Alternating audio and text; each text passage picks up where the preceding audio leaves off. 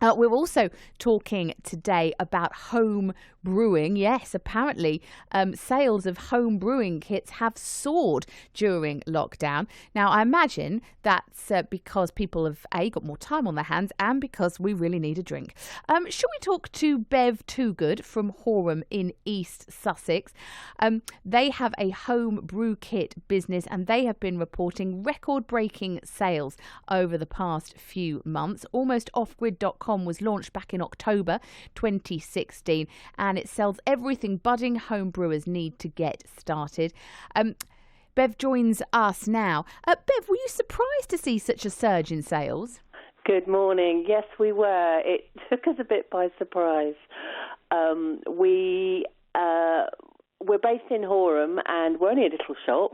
And we suddenly found people contacting us saying that they'd got their stuff back down from the loft from 1978 or whatever, and they fancied making beer again. And I think it was, well, reading between the lines, I think part of it was that they were bored, they wanted something to do, and also if you make your own, you don't have to go down the supermarket and buy it, so you only have to buy the kit once and then you make 40 bottles of beer or whatever, instead of having to drag 40 bottles home from the supermarket. Plus at that point, the supermarkets didn't have a lot of beer and wine. I don't know if you remember, there was a period where the shelves were empty. Yeah, makes more sense to panic by that than it does Lubel, as far as I'm concerned. But my concern with it, though, is that it could all go horribly wrong.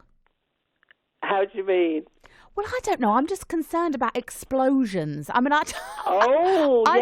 I'm just a bit worried, that you know what I'm like. I don't always read the instructions. I think, it'll be fine. Just stick this in there, stick this in there, it'll be okay. In fact, I've actually had a message from Martin who says many years ago, my mum was well into making homemade wine and it was all okay until she tried to make sparkling wine. We ended up with exploding bottles, which left the house stinking of wine for some time. That was the end of her home brewing.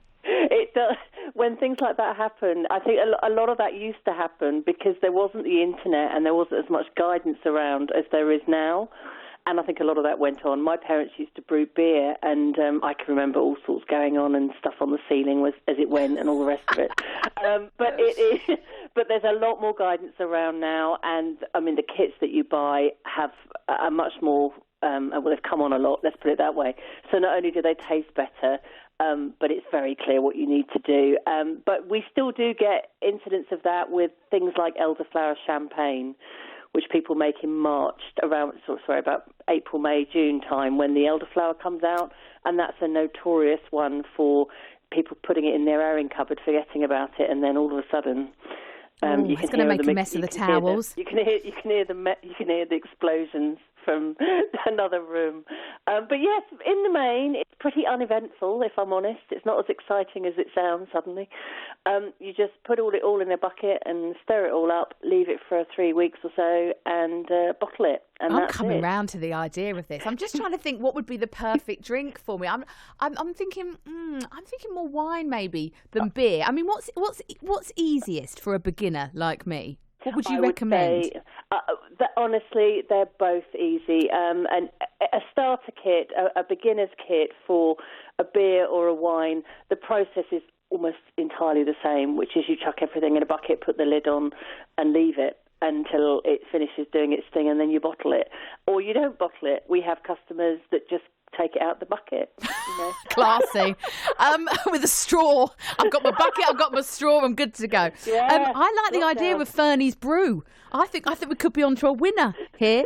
What kind of wine do you make? You can make all the popular ones. So every grape varietal you can think of red, white. The rosés are very nice as well, and this all works out about £1 a bottle when you make it. Hello, I'm in, Bev. Why did you not mention the price before? Oh my gosh, you have sold me. Oh, what a fantastic idea this is. How potent is this stuff though? Because that's the other thing I'd worry. You hear about people brewing their own stuff. I mean, I've got an Irish family, back in the dad and uncle who was a dab hand at the old poitrine, but I mean, boy, that had a kick.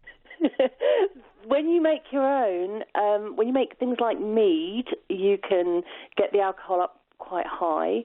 But for the kits, it's pretty standard. And when you buy a kit, it says on the side of the box, all very boring, I'm afraid. It says on the side of the box what the alcohol will be at the end, what you're going to end up with. And it always turns out like that because they're designed that way.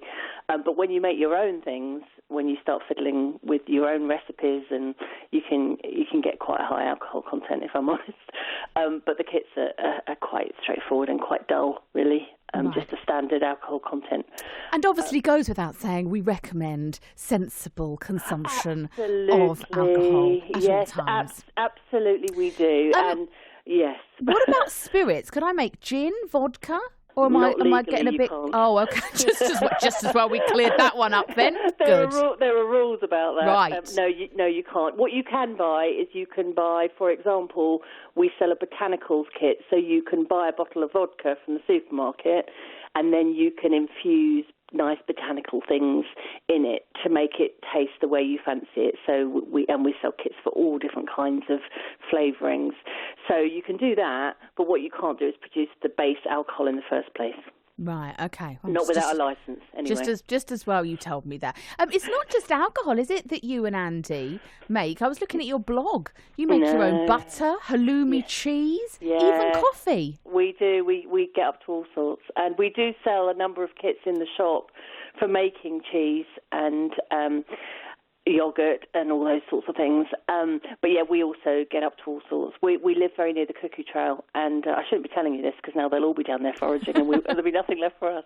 But there's a number of things around the Sussex countryside that you can make your own things from, forage things like... Gosh, my brain's gone. Well, acorns, as you said. Acorn coffee, by the way, is a bit of a acquired taste. Sorry, hang on. Coffee out of acorns, did you say? Yeah, it's not coffee. They call it coffee. It's not coffee. Right. Okay. We made it to see what it was like, and it's not one to start with. Let's put it that way. No. Okay. But you could obviously forage a load of blackberries and things like that around here at the right time of year. Elderflowers, as I've mentioned, elderberries. There's masses of stuff, and you're right, we do blog about it a lot, and if you do visit our blog at almostoffgrid.com, we offer all sorts of tips for all sorts of things, and we don't know what to get up to next, really. We make all sorts, and I do blog everything I make, because people have been so bored, they're sitting at home. Oh, telling me. And we had supply issues as well in the beginning of the first lockdown, so I know for a fact that my neighbour started making butter because she couldn't get butter, but she could get cream. And all you did, I think a lot of people already know this, so forgive me if I'm insulting anyone's intelligence, but all you do is whisk up cream and you get butter, and it's really that simple. You get butter and you get buttermilk on the side. So I think people have been quite creative because they haven't been able to get what they want, but they can get something else. Exactly. So it's quite nice, really. It's revisited some of those old crafts. Well, I'm in, Bev. I mean, I'll be in touch. I quite like the sound of an Alison Ferns rosé this summer.